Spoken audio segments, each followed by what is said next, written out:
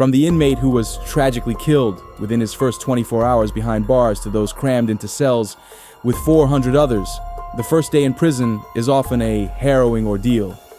New arrivals face a wide range of mistreatment, from violence to extreme overcrowding, as they navigate the brutal realities of their new environment.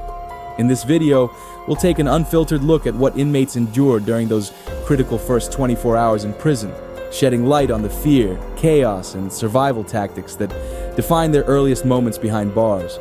Nahum, a 28-year-old man, had wrestled with his inner demons for most of his life. Growing up in a tough neighborhood, he was no stranger to the unforgiving realities of life. Despite his efforts to carve a better path, he became ensnared in the relentless grip of drug addiction and financial hardship.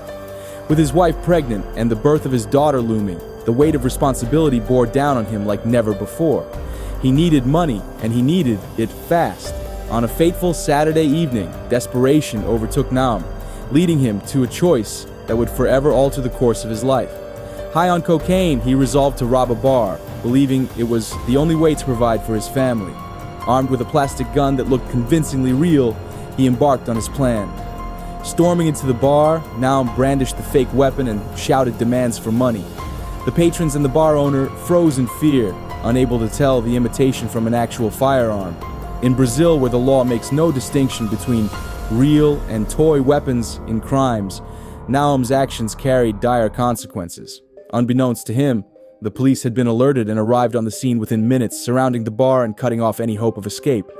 Nahum was arrested on the spot.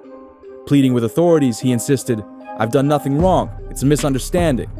But his claims fell on deaf ears. The fear he had incited with the fake gun was all too real, and the evidence against him was overwhelming. At the police station, the situation worsened. Nahum admitted to his struggles with drugs and occasional alcohol abuse, but his confession only strengthened the case against him. He was charged with aggravated robbery, a crime carrying a sentence of up to 15 years in prison. His thoughts immediately turned to his family. "I'm desperate. My family needs me," he lamented. His wife was due to give birth any day, and he feared missing the arrival of his daughter. Instead of being reunited with his family, Nahum was sent to a pre-trial detention facility where he would await a judge's decision. Even for a minor offender like him, the measures were severe. Brazil, home to the world's second-largest cocaine market, is a battlefield for law enforcement and drug gangs, necessitating intense security for all detainees. Nahum's transport to the Porto Velho prison complex was heavily guarded, highlighting the gravity of his predicament.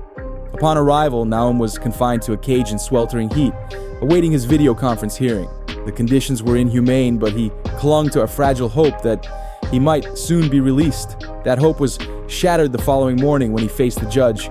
The bar owner, whom Nahum had prayed would abstain from testifying, took the stand and provided damning evidence against him. The judge, after hearing the testimony, announced that the decision to press formal charges would be communicated by mail. For Nahum, this meant an extended stay in uncertainty. Unable to afford legal representation, he was powerless to influence his fate. If convicted, he would be sent to the infamous maximum security prison known as 6003, a fortress notorious for its harsh conditions and rigid security protocols. As Nahum languished in the detention facility, the weight of his choices bore down on him. His dreams of redemption and family life seemed to slip further away with each passing day, leaving him to confront an uncertain. Let me know your thoughts in the comments below. Don't forget to like this video, subscribe if you haven't already, and hit the bell icon so you won't miss any of our future deep dives. Thanks for watching, and as always, stay safe, stay curious, and I'll see you in the next video.